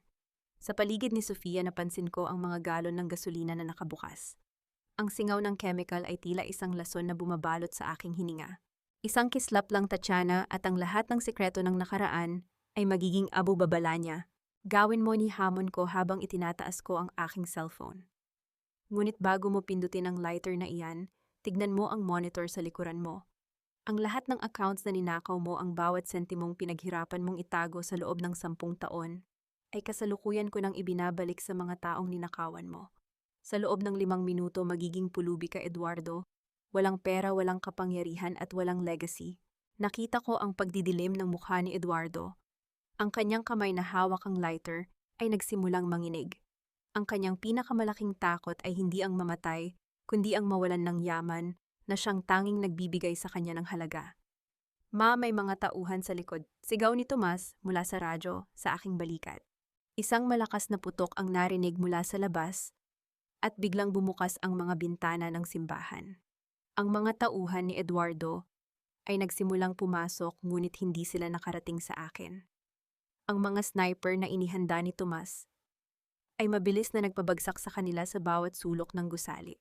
Sa gitna ng kaguluhan, mabilis akong tumakbo patungo kay Sofia. Ngunit bago ko siya maabot, isang figura ang humarang sa akin mula sa anino ng altar. Hindi ito si Eduardo, ang lalaking may hawak na kutsilyo at nakatitig sa akin nang may halo-halong pait at kagalakan ay ang aking kapatid si Javier. Pasensya na, Tatiana, bulong ni Javier habang itinutok ang kutsilyo sa leeg ni Sofia na nagsisimula ng magising. Ang bata ang tanging paraan para mabuhay ako sa labas ng bansa. Ibigay mo ang chip o papatayin ko ang batang ito sa harap mo. Napatigil ako. Ang sarili kong dugo, ang aking kapatid, ay muling nagtatraidor sa akin para sa sarili niyang kaligtasan. Ang hapdi ng katotohanan ito ay mas matindi pa sa anumang apoy na maaaring magliyab sa simbahang ito. Javier, bitawan mo siya. Ang boses ko ay puno ng isang uri ng awtoridad na hindi ko pa naramdaman noon. Huwag mong hayaang maging huling alaala mo sa pamilyang ito ang pagiging isang mamamatay tao. Wala na tayong pamilya, Tatiana. Matagal na tayong pinatay ng ating ama at ng yaman na ito, sigaw ni Javier. Sa sandaling iyon, dahan-dahang imulat ni Sofia ang kanyang mga mata. Tumingin siya sa akin pagkatapos ay kay Javier. Tito, bakit ka po may hawak na kutsilyo? Sabi mo po, lalaro tayo. Ang katahimikan ay tila isang mabigat na pasanin sa loob ng simbahan. Ang kutsilyo sa kamay ni Javier ay nanginginig. Ngunit sa likuran niya, dahan-dahang itinaas ni Eduardo ang kanyang lighter. Isang masamang ngiti ang nakapaskil sa kanyang mga labi, habang dahan-dahan niyang ibinabagsak ang apoy sa basang sahig ng gasolina. Ang lahat ay nangyari sa loob ng isang iglap. Ang apoy ay nagsimulang gumapang mabilis at malupit patungo sa kinalalagyan ni Sofia at Javier. Sa loob ng 5 taon mula ngayon, makikita ko si Sofia na naglalakad sa entablado ng kanyang paaralan, tinatanggap ang kanyang diploma bilang valedictorian. Tatawagin siya sa pangalang Sofia de Castillo at walang sino man ang maglalakas loob na kwestiyonin ang kanyang pinagmulan. Ang bawat luhang pumatak ngayong gabi sa loob ng nagbabagang simbahang ito ay magsisilbing pataba sa kanyang tagumpay. Ngunit bago ang hinaharap na iyon, kailangan ko munang hanguin ang bata mula sa kuko ng mga hayop na nagpanggap na kanyang pamilya. Ang dila ng apoy ay mabilis na gumagapang sa lumang kahoy na sahig, tila mga gutom na ahas na naghahanap ng mabibiktima. Ang amoy ng nasusunog na pintura at gasolina ay sumasakal sa aking hininga, ngunit ang aking paningin ay nananatiling nakapako kay Javier. Ang aking sariling kapatid na ang mukha ay naliliwanagan ng kulay kahel na liwanag ng apoy ay mukhang isang taong nawala na sa katinuan. Javier, bitawan mo ang bata. Hindi mo ba nakikita? Pinapatay na tayo ni Eduardo? Sigaw ko. Ang init ay nagsisimula ng humapdi sa aking balat, ngunit ang boses ko ay hindi nanginginig. Huwag kang lalapit, Tatiana, bulyaw ni Javier. Ang kutsilyo niya ay dahan-dahang gumuguhit ng manipis na pulang linya sa leeg ni Sofia. Kung mamamatay ako, isasama ko ang batang ito. Siya ang dahilan kung bakit tayo nagkaganito. Siya ang sumpa ng mga de Castillo. Tito Javier, nasasaktan po ako, hikbi ni Sofia. Ang kanyang maliliit na balikat ay nanginginig, ang kanyang mga mata ay nakatingin sa akin ng may pagsusumamo. Tita Tati, iligtas mo po ako. Naramdaman ko ang isang matinding kurot sa aking puso, ngunit agad ko itong pinigilan. Hindi ngayon ang oras para sa emosyon. Kailangan ko ng luhika. Kailangan ko ng bilis. Eduardo. Lumingon ako sa matandang lalaki na dahan-dahang umatras patungo sa sakristi, bitbit ang isang itim na bag. Ang akala mo ba ay makakatakas ka? Ang bawat kanto ng simbahang ito ay napapalibutan na ng aking mga tauhan. Sa sandaling lumabas ka, hindi pulis ang sasalubong sa'yo, kundi ang mga taong pinagkakautangan mo ng buhay sa labas ng bansa. Ibinigay ko na sa kanila ang lokasyon mo. Napatigil si Eduardo. Ang kanyang maputlang mukha ay lalong pumuti. Nagsisinungaling ka. Hindi mo alam kung sino ang mga kausap ko. Alam ko ang lahat, Eduardo. Alam ko ang tungkol sa mga illegal na transaksyon mo sa Macau. Alam ko kung paano mo sila tinakbuhan 10 taon na ang nakalilipas. Sa tingin mo ba ay masaya silang malaman na buhay ka at nagtatago lang sa Laguna? Ngumiti ako ng malamig kahit na ang usok ay nagsisimula nang bumalot sa amin. Sa sandaling iyon ng pag-aalinlangan ni Eduardo, sumenyas ako kay Tomas sa pamamagitan ng maliit na transmitter sa aking tenga. Isang malakas na pagsabog ng tubig mula sa mga bintana ang yumanig sa buong simbahan. Ang mga sniper ni Tomas ay gumamit ng mga high-pressure water cannons para puksain ang apoy sa paligid ni Sofia at Javier. Ang biglaang dilim at ingay ay nagdulot ng kaguluhan. Mabilis akong sumugod. Hindi ko ininda ang basang sahig o ang mga nagbabagang debris na nahuhulog mula sa kisame. Bago pa man makabawi si Javier, isang malakas na sipa ang ibinigay ko sa kanyang braso, sapat na para mabitawan niya ang kutsilyo. Hinila ko si Sofia patungo sa aking dibdib. Pinalilibutan siya ng aking mga braso na tila isang kalasag. Tomas, ngayon na utos ko. Pumasok si Tomas mula sa nasirang bintana. Mabilis na pinalumpo si Javier at Eduardo. Ang tunog ng mga posas na naglalapat ay tila isang matamis na musika sa gitna ng naghihingalong apoy. Ayos ka lang ba, Sofia? Tignan mo ako, baby. Ayos ka lang, Kimba. Bulong ko sa bata habang hinahaplos ang kanyang buhok. Ang kanyang puso ay tumitibok ng mabilis, parang isang ibon na takot na takot. Tita, ang init po, mahinang sabi ni Sofia bago siya tuluyang nawalan ng malay sa aking mga bisig. Ma'am, kailangan na nating lumabas. Hindi na matatag ang istruktura. Sigaw ni Tomas habang hila-hila ang nagpupumiglas na si Javier. Binuhat ko si Sofia at tumakbo kami palabas ng simbahan. Pagdating sa labas, ang sariwang hangin ng gabi ay tila isang regalong mula sa langit. Ang mga bumbero at pulis ay nagsisimula ng dumagsa. Nakita ko si Richard nakagapos sa loob ng isang patrol car. Ang kanyang mukha ay puno ng pait habang pinapanood kaming lumabas. Ngunit ang aking atensyon ay naagaw ng isang sasakyang kararating lang. Isang mamahaling SUV na may plakang diplomatiko. Bumaba ang isang babaeng nakasuot ng eleganteng itim na terno. Ang kanyang mukha ay kasing tigas ng bato at ang kanyang mga mata ay nakapako kay Sofia. Siya si Doña Victoria Valderrama, ang asawa ni Eduardo na akala ng lahat ay matagal nang naninirahan sa Espanya. Ibigay mo sa akin ang bata, Tatiana. Sabi ni Victoria, ang kanyang boses ay puno ng awtoridad na hindi matatanggihan. Hawak ko ang orihinal na birth certificate ni Sofia. Siya ay isang Valderrama, at sa ilalim ng batas ako ang kanyang legal na guardian ngayong nasa kulungan ng kanyang ama. Naramdaman ko ang paghigpit ng aking hawak kay Sofia. Hindi ko siya ibibigay sa iyo, Victoria. Alam nating dalawa kung anong klaseng buhay ang ibibigay mo sa kanya. Gagamitin mo lang siya para makuha ang naiwang yaman ni Eduardo. Huwag mo akong hamunin, De Castillo. Babala ni Victoria habang naglalabasan ang kanyang sariling mga bodyguards. Maaaring natalo mo ang aking asawa at ang hangal mong asawa, pero hindi mo pa nakikilala ang tunay na lakas ng mga Valderrama. Tumingin ako kay Tomas at alam kong handa siyang lumaban, pero alam ko ring pagod na ang aming mga tauhan. Sa gitna ng tensyon, isang pamilyar na boses ang narinig mula sa likuran namin. Hindi siya aalis, Victoria. Lumingon kaming lahat. Ang aking ama, si Don Alejandro, ay nakatayo doon.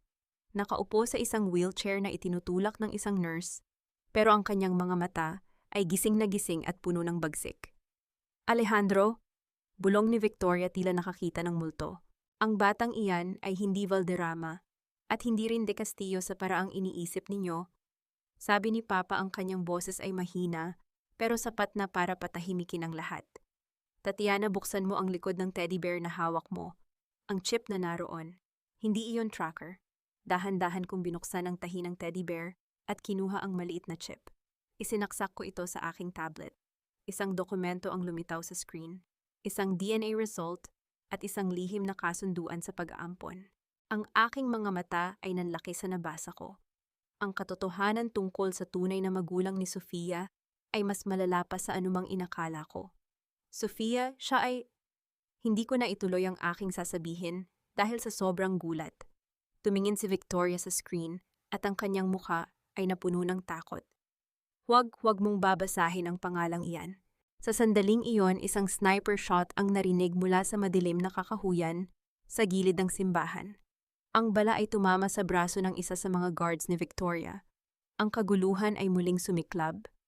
At sa gitna ng takbuhan, isang misteryosong helicopter ang nagsimulang bumaba sa malapit na field. Sino ang nagpadala ng helicopter na yon? At sino ang tunay na magulang ni Sofia na kinatatakutan maging ng mga Valderrama? Sa loob ng isang taon mula ngayon, mauupo ako sa harap ng isang international tribunal bilang pangunahing saksi sa pagbagsak ng isang korporasyong kumitil sa libu-libong pangarap. Ang aking pangalan, Tatiana De Castillo, ay hindi na lamang tatak ng yaman, kundi tatak ng katarungan. Ang bawat gabi ng puyat at bawat patak ng pawis sa pagliligtas kay Sofia ay magbubunga ng isang bagong bukas. Ngunit sa ilalim ng ingay ng elisin ng helicopter, nakasalukuyang bumababa sa gitna ng masukal na kakahuyan, kailangan ko munang harapin ang katotohanang ang aking kaaway ay mas malawak at mas malalim kaysa sa aking inaasahan. Ang hangin na dala ng paparating na helicopter ay malupit pinalilipad ang mga alikabok at mga tuyong dahon sa paligid ng nasusunog na simbahan. Ang ingay nito ay tila isang dambuhalang hayop na nagagalit. Niyakap ko ng mas mahigpit si Sofia habang ang aking mga mata ay nakapako sa screen ng aking tablet. Ang dokumentong nakita ko ay tila isang sumpa, isang lihim na kasunduan na nilagdaan hindi lamang ng aking ama, kundi ng isang tao na ang pirma ay may kapangyarihang magpabagsak ng buong bansa. Tatiana, bitawan mo ang tablet na yan. Ang sigaw ni Victoria Valderrama ay halos hindi na marinig dahil sa ingay ng helicopter, ngunit ang takot sa kanyang mga mata ay malinaw na malinaw. Hindi mo alam kung anong apoy ang nilalaro mo. Ang batang yan, si Sofia, hindi lang siya isang Valderrama. Siya ang buhay na katibayan ng pagkakasangkot ng ating pamilya sa pinakamalaking land-grabbing scandal sa kasaysayan ng Pilipinas. Tumingin ako kay Sofia, ang batang walang kinalaman sa kasakiman ng matatanda, na ngayon ay dahan-dahang gumagalaw sa aking mga bisig. Ang katotohanan ay mas masahol pa sa inaasahan ko. Si Sofia ay hindi lamang anak ng isang kaaway. Siya ang biological na anak ng namayapakong kapatid na si Isabela at ng isang makapangyarihang senador na kasalukuyang tumatakbo bilang vice-presidente. Ang pag-ampon sa kanya ni Eduardo ay isang huwad na dula para itago ang isang iskandalong sisira sa ambisyon ng isang politiko. Kaya ba kailangan niyang mamatay, Victoria? Ang boses ko ay kasing talim ng kidlat na gumuguhit sa madilim na langit. Dahil ang kanyang pag-iral ay nangangahulugan ng pagtatapos ng inyong kapangyarihan. Ibigay mo siya sa amin at sisiguraduhin kong hindi kayo madadamay. Muling sigaw ni Victoria habang ang kanyang mga tauhan ay muling nagtatangkang lumapit sa amin sa kabila ng mga putok ng sniper mula sa kakahuyan. Sa sandaling iyon, ang helicopter ay tuluyan ng lumapag. Bumukas ang pinto nito at isang lalaking nakasuot ng formal na coat ang bumaba. Ang kanyang mukha ay pamilyar sa bawat billboard sa EDSA, si Senador Mateo Guevara. Ang lalaking itinuturing na bayani ng masa, pero sa harap ko ngayon ay mukhang isang mangangaso na handang pumatay ng sariling dugo para sa posisyon. Tatyanan tawag ni Senador Guevara habang naglalakad siya patungo sa amin, hindi alintana ang panganib. Ibigay mo sa akin ang aking anak. Hindi mo siya kailangang protektahan mula sa akin. Ako ang kanyang ama. Ang ama na pumayag na ipamigay siya sa isang kriminal na tulad ni Eduardo. Tugon ko habang dahan-dahang tumatayo at inilalagay si Sofia sa likuran ni Tomas. Ang ama na nanood habang ang batang ito ay ginagamit na panakot sa akin. Senador, ang dugong dumadaloy sa kanya ay maaaring galing sa iyo, pero ang puso niya ay pinalaki ng katapatan ng mga De Castillo. Huwag mong gawing mahirap ang sitwasyon, Tatiana, malamig na sabi ng senador. Hawak ko ang pulisya, ang militar at ang korte. Sa isang kumpas ng kamay ko, maaari kayong mawala sa mundong ito na parang hindi kailanman umiral. Subukan mo, senador, hamon ko, habang itinataas ko muli ang aking tablet. Ang live stream na ito ay hindi lang napapanood ng aking mga tauhan. Kasalukuyan itong naka-broadcast sa bawat news agency sa bansa sa pamamagitan ng isang encrypted satellite link. Ang bawat salitang binitawan mo, ang bawat banta mo, ay narinig na ng buong Pilipinas. Nakita ko ang panandaliang paghinto ng paghinga ni Senador Guevara. Ang kanyang mukha na dati ay puno ng kumpiyansa ay dahan-dahang napalitan ng isang maputlang maskara ng takot. Sa likuran niya, si Victoria ay napaluhod sa basang damo.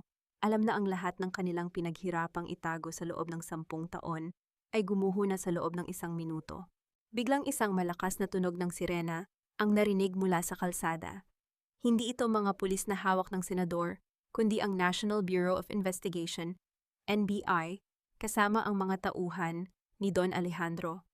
Ang aking ama, kahit nasa wheelchair, ay hindi tumitigil sa pagkilos sa likod ng mga eksena. Tapos na ang laro, Mateo. Ang boses ni Don Alejandro ay pumailan lang sa radyo ni Tomas. Ang katotohanan ay parang tubig, kahit gaano mo harangan makakahanap ito ng butas para lumabas. Habang pinapalibutan ng mga otoridad sina Senador Guevara at Victoria, mabilis kaming sumakay sa sasakyan ni Tomas. Naramdaman ko ang pagkapit ni Sofia sa aking damit. Gising na siya, ang kanyang mga mata ay puno ng pagtataka at takot. Tita Tati, tapos na po ba? Mahinang tanong ni Sofia. Oo, Sofia, tapos na ang gabi. Bulong ko habang hinahaplos ang kanyang noo. Wala nang mananakit sa'yo, pangako. Ngunit sa kalagitnaan ng aming pag-alis, napansin ko ang isang bagay sa loob ng patrol car kung nasaan si Richard. Ang pinto nito ay nakabukas at wala na ang aking asawa sa loob. Isang malamig na kaba ang muling gumapang sa aking likuran. Nasaan si Richard? Ma'am, tumakas si Richard, ulat ng isa sa mga tauhan sa radyo. Kinuha niya ang isa sa mga motor ng mga tauhan ni Eduardo. Papunta siya sa main vault ng De Castillo sa Maynila. Nanginig ang aking panga sa galit. Richard Villanueva, ang lalaking hanggang sa huling sandali ay pera pa rin ang nasa isip. Hindi niya alam na ang vault na iyon ay hindi lamang naglalaman ng yaman, naglalaman din ito ng huling bitag na inihanda ko para sa kanya. Hayaan niyo siya, Tomas. Sabi ko, isang mapait na ngiti ang nakapaskil sa aking mga labi. Hayaan nating buksan niya ang pintuan ng kanyang sariling kapahamakan. Bilisan mo ang pagtakbo, kailangan nating maunahan ang susunod na pagsabog. Pagsabog, ma'am, tinanong ni Tomas. Ang katotohanan, Tomas. Kapag hindi mo kinaya ang bigat, sumasabog ito sa mukha mo. Sagot ko habang pinagmamasdan ang nagliliyab na abandonadong simbahan sa aming likuran. Richard Villanueva, akala mo ay ikaw ang huling tatawa. Pero hindi mo alam ang bawat password na ibinigay ko sa iyo ay isang countdown sa iyong sariling pagkawasak. Bukas ang pangalang Villanueva ay magiging kasing kahulugan ng abo. Sa loob ng 2 oras mula ngayon, ang pangalang Richard Villanueva ay hindi na mababasa sa mga listahan ng mga tinitingalang negosyante sa bansa. Sa halip ito ay magiging laman ng mga balita sa ilalim ng kategoryang Most Wanted at Estafador. Ang bawat sandali ng kanyang pagtakas ay isang hakbang lamang patungo sa isang dulo na matagal ko nang iginuhit. Sa gabing ito ang katahimikan ng De Castillo Building sa Makati ay tila isang naghihintay na bitag at ang bawat tibok ng digital clock sa pader ay isang tunog ng paparating na hatol. Ang tunog ng mabibigat na hakbang ni Richard sa makintab na sahig ng lobby ay bumasag sa katahimikan ng gusali. Walang gwardya, walang tao, isang bagay na dapat sana ay nagbigay sa kanya ng babala. Ngunit ang kasakiman ay bulag. Ang tanging nakikita niya ay ang malaking pintuan ng main vault, ang lugar kung saan nakatago ang sinasabing huling yaman ng mga De Castillo. Sa wakas ay magiging akin ka rin, bulong ni Richard.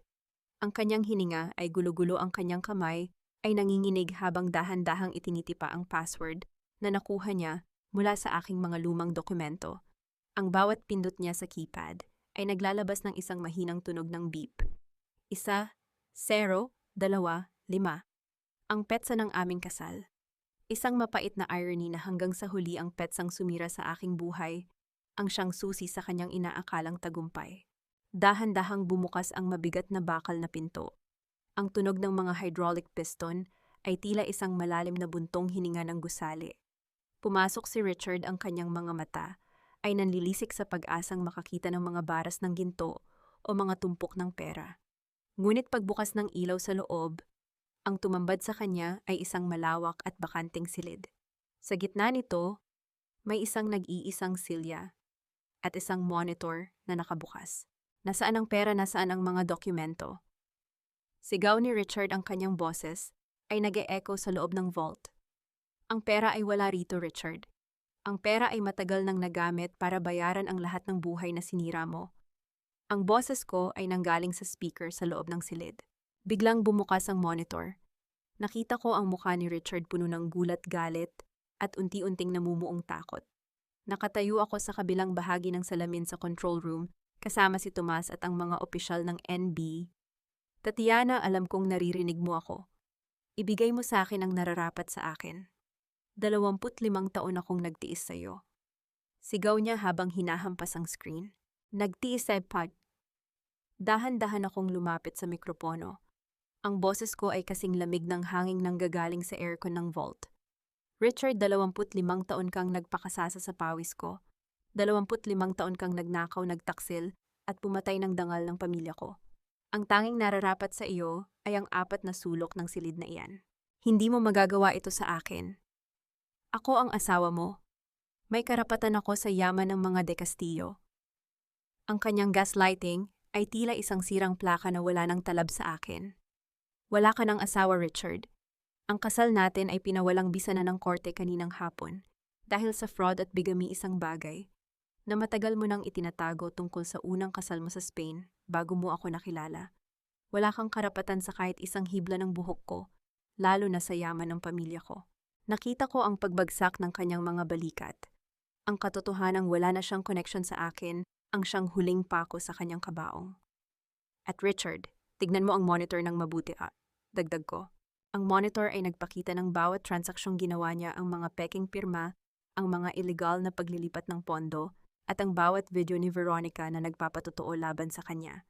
Sa huling bahagi, lumabas ang mukha ni Doña Lourdes, ang kanyang ina na kasalukuyang nasa loob din ng isang interrogation room, umiiyak at isinisisi ang lahat sa kanyang anak para iligtas ang sarili. Ang sarili mong ina ang nagdiin sa iyo, Richard. Ang utang na loob na palagi ninyong isinusumbat sa akin. Ngayon kayo ang magbayad niyan sa isa't isa sa loob ng kulungan. Hayop ka, Tatiana, papatayin kita. Susugod sana siya sa pinto, ngunit mabilis itong sumara. Ang tunog ng paglalapat ng bakal ay tila isang huling hatol. Ang lock system ay automatikong nag-seal. Hindi ako ang pumatay sa iyo, Richard. Ang sarili mong kasakiman ang gumawa niyan. Isang paalala lang, ang hangin sa loob ng vault na yan ay tatagal lamang ng 30 minuto. Sapat na oras para pagnilayan mo ang bawat kasinungalingang binuo mo. Pinatay ko ang monitor. Tumingin ako kay Tomas at tumango. Ma'am, nasa labas na ang mga media. Hinihintay nila ang inyong pahayag, ulat ni Tomas. Hayaan silang maghintay, Tomas. Gusto ko munang makita ang paglubog ng araw nang hindi iniisip ang susunod na kasinungalingan ni Richard. Sabi ko habang naglalakad palabas ng control room. Pagbaba ko sa lobby, sinalubong ako ng kislap ng mga camera. Ang mga reporter ay nagsisiksikan, itinutok ang mga mikropono sa aking mukha. Miss De Castillo, totoo po ba na ang lahat ng assets ng Villanueva ay binalik niyo na sa mga biktima ng land grabbing? Miss Tatiana, ano ang masasabi niyo sa pagkakaaresto kay Senador Guevara? Huminto ako sa harap nila. Itinuwid ko ang aking likod at itinaas ang aking ulo. Sa gitna ng kaguluhan, nakita ko si Sofia na nasa loob ng sasakyan kasama ang aking ama. Ngumiti ang bata sa akin, isang tunay at tapat na ngiti. Ang masasabi ko lang ay ito. Simula ko ang aking boses ay malinaw na umalingaw sa buong Makati. Ang bawat barya na nakuha sa pamamagitan ng pandaraya ay may katumbas na luha. Ngayong gabi ang mga luhang yon ay tapos na. Ang De Castillo Group ay muling itatayo sa pundasyon ng katotohanan, hindi sa pundasyon ng mga sekreto. Habang naglalakad ako patungo sa aking sasakyan, narinig ko ang huling pagsigaw ni Richard mula sa loob ng gusali, ngunit ito ay tila isang mahinang huni na lamang ng isang insekto sa malayo. Ngunit bago ako makasakay, isang lalaking nakasuot ng terno ang humarang sa aking daan. Hindi siya pulis at hindi rin siya media. Inabutan niya ako ng isang itim na sobre. Mula po ito sa inyong ama, ma'am, sabi niya. Ang huling pahina ay hindi pa naisusulat. Binuksan ko ang sobre. Sa loob may isang maliit na susi at isang address sa Switzerland. Isang malamig na kaba ang muling gumapang sa aking dibdib. Ano pa ang itinatago ni Papa? At bakit tila ang tagumpay na ito ay simula pa lamang ng isang mas malaking paglalakbay? Sa loob ng 10 taon mula ngayon, mauupo ako sa isang balkonahe sa Switzerland, tinitingnan ang payapang lawa habang iniinom ang aking kape. Walang ingay ng mga tsismosa, walang banta ng mga Villanueva. At wala ang bigat ng isang kasinungalingang itinago sa loob ng 25 taon. Ang susi sa aking kamay ay hindi lamang susi ng isang vault. Ito ang susi ng aking tunay na kalayaan mula sa bawat aninong pilit na humahabol sa akin.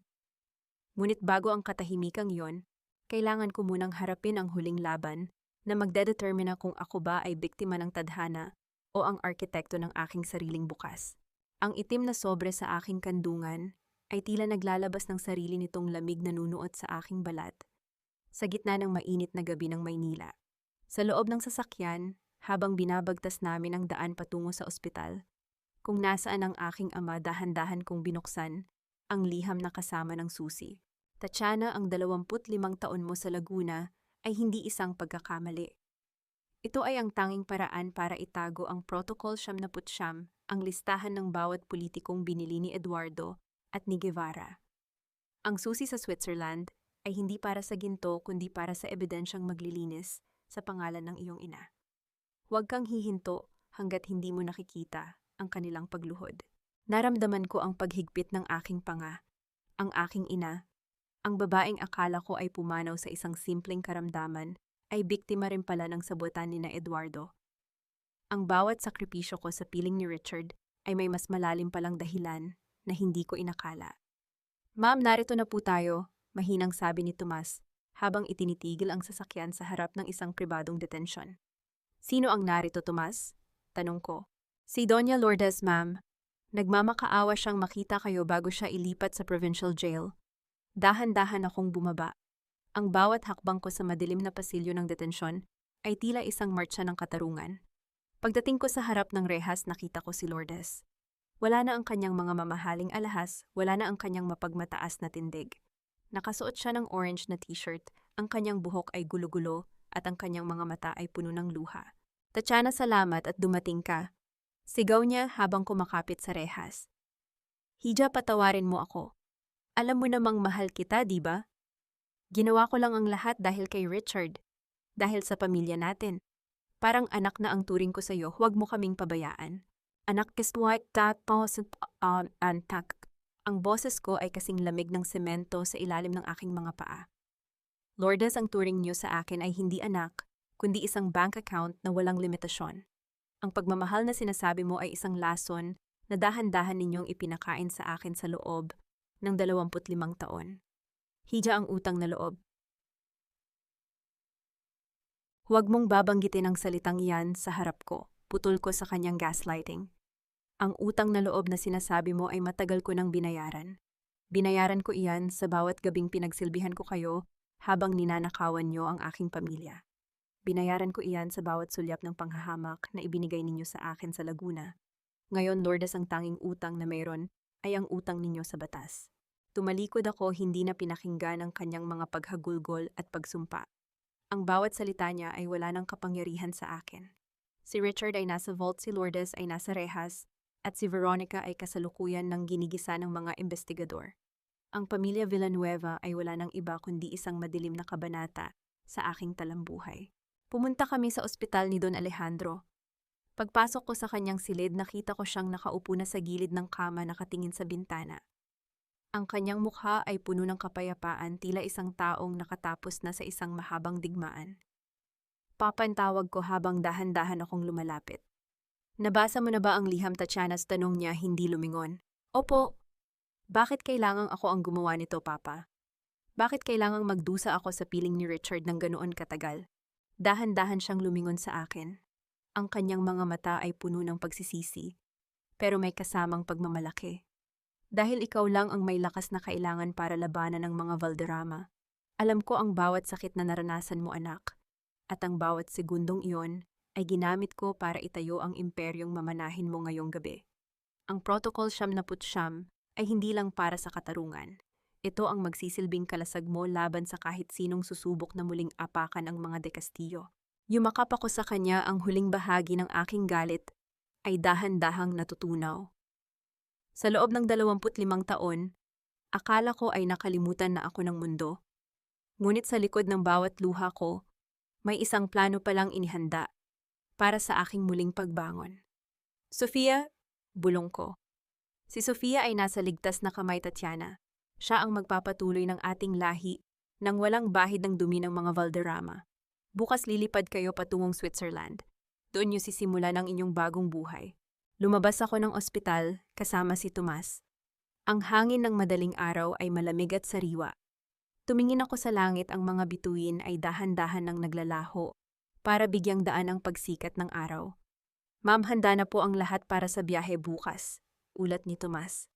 Salamat, Tomas, pero bago tayo umalis, may isang lugar pa akong gustong puntahan.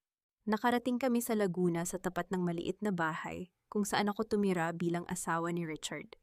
Ang bahay ay madilim, may police line sa paligid. Kinuha ko ang isang lata ng gasolina mula sa trunk ng sasakyan. Walang pag-aalinlangan, ibinuhos ko ito sa bawat sulok ng sala, sa kwarto kung saan ako umiyak ng maraming gabi, at sa kusina kung saan ako nagsilbi sa mga taong hindi marunong magpasalamat. Kinuha ko ang isang lighter. Pinanood ko ang maliit na apoy na sumasayaw sa aking palad. Para sa 25 taon na ninakaw ninyo, bulong ko. Inihagis ko ang lighter. Ang apoy ay mabilis na lumiyab, lumalamon sa bawat alaala ng pait at pasakit. Ang tunog ng paglamas ng apoy sa lumang kahoy ay tila isang palakpakan ng aking kalayaan. Hindi ako lumuha habang pinapanood ko ang pagtupok ng apoy sa aking nakaraan. Sa bawat kislap ng apoy, nakikita ko ang aking sarili na muling nabubuo, mas matatag, mas matalino, at higit sa lahat mas malaya. Habang papaalis ang sasakyan, nakita ko sa rearview mirror ang huling bagsak ng bubong ng bahay. Ang Laguna ay alaala na lamang. Ang Maynila ay isang tagumpay.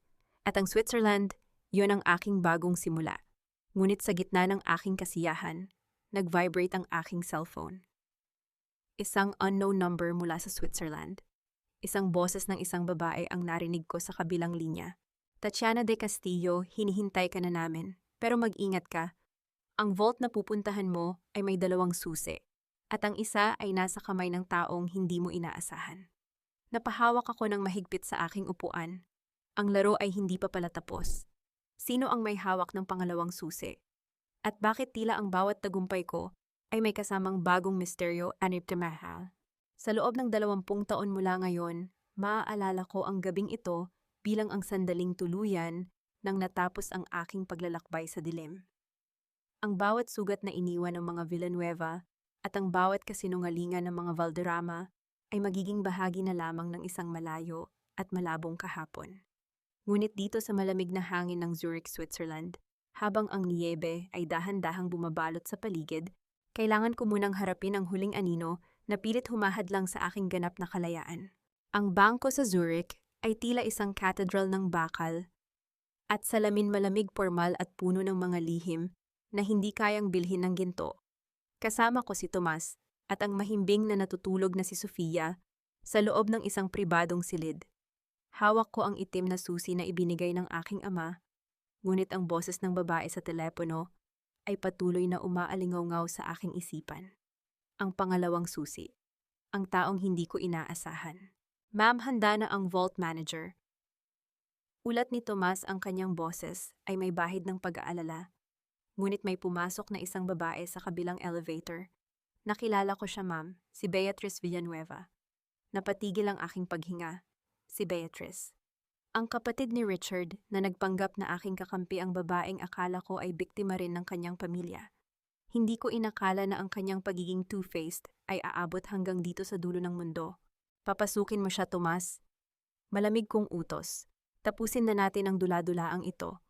Bumukas ang pinto at pumasok si Beatrice. Wala na ang kanyang simpleng anyo. Nakasuot siya ng mamahaling balabal at ang kanyang mga mata ay puno ng isang uri ng pagnanasa na tanging mga Villanueva lamang ang mayroon. Sa kanyang kamay may hawak siyang isang gintong susi, ang kapares ng susing hawak ko. Tatiana, hiha, simulan niya sinusubukang ibalik ang tamis sa kanyang boses. Akala mo ba ay ikaw lang ang paborito ni Don Alejandro bago siya nawalan ng malay ibinigay niya sa akin ang susing ito? Alam niyang ako lang ang may kakayahang protektahan ka mula sa sarili mong pamilya. Beatrice, itigil mo na ang drama. Sabi ko habang dahan-dahan akong tumatayo. Ang boses ko ay kasing talim ng isang labaha. Alam nating dalawa kung paano mo ninakaw ang susing iyan mula sa vault ni Papa noong gabing inatake siya sa puso.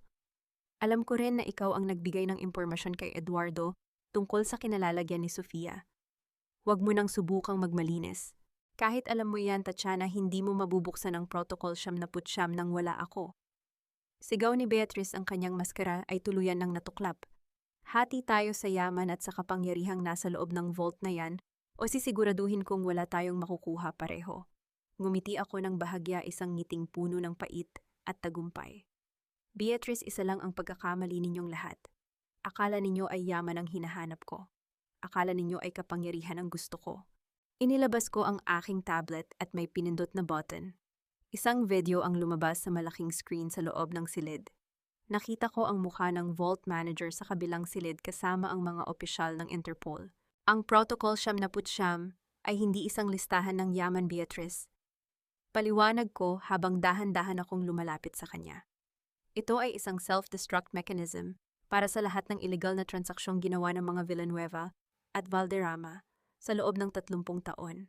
Sa oras na ipasok ko ang aking susi, ang lahat ng ebidensyang iyan ay direktang ipapadala sa International Criminal Court. Ano, papatayin mo ang sarili mong pamilya? Gulat na tanong ni Beatrice. Hindi ko kayo pamilya, sagot ko habang ipinapasok ko ang aking susi sa lock mechanism sa pader.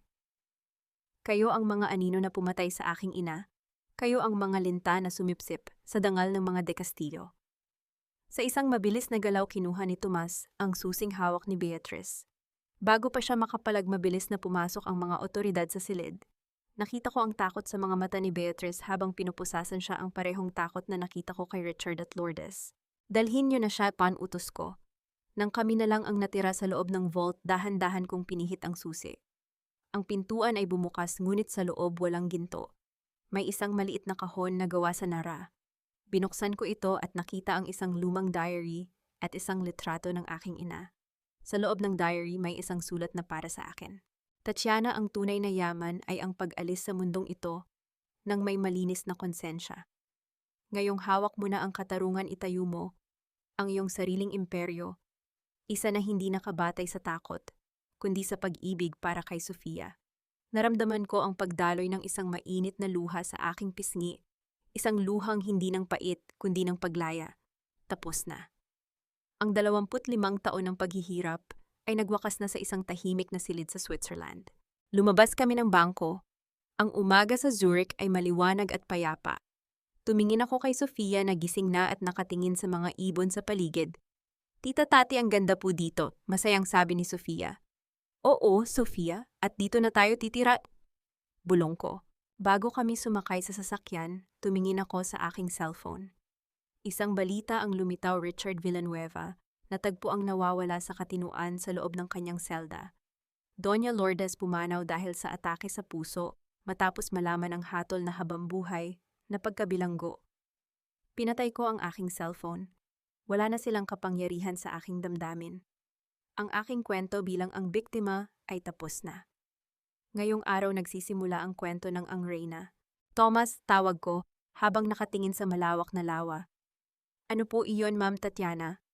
Ihanda mo ang mga dokumento para sa pagtatayo ng De Castillo International School. Gusto kong ang bawat batang tulad ni Sofia ay magkaroon ng pagkakataong lumaki ng walang kinatatakutan.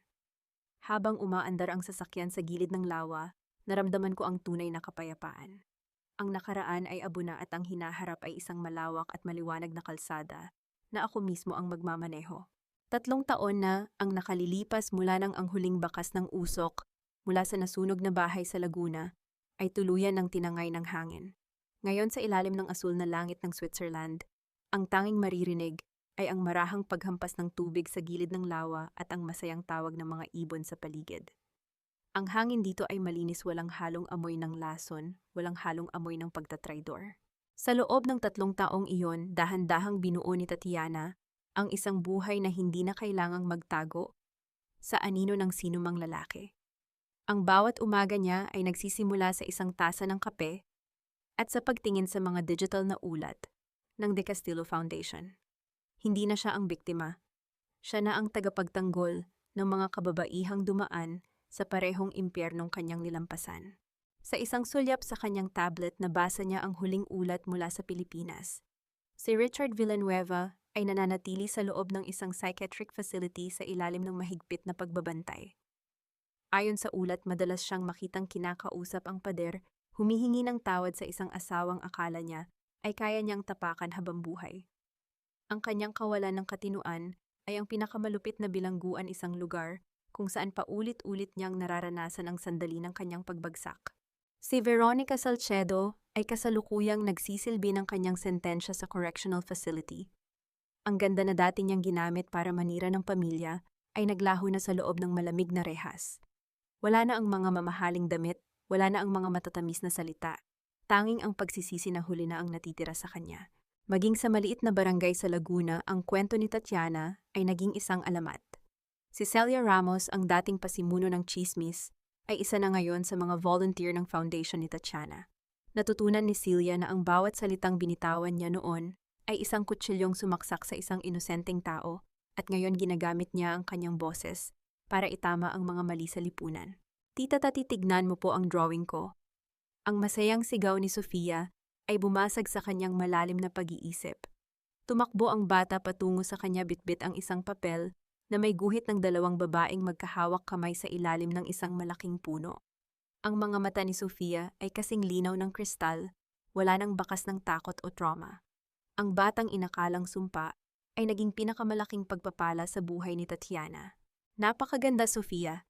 Parang tayo, hindi ba, nakangiting sabi ni Tatiana habang hinahaplos ang buhok ng bata. Opo, sabi po ni Tito Tomas, tayo raw po ang pinakamalakas na team sa buong mundo. Sagot ni Sofia bago muling tumakbo patungo sa malawak na damuhan. Lumingon si Tatiana kay Tomas na nakatayo sa di kalayuan.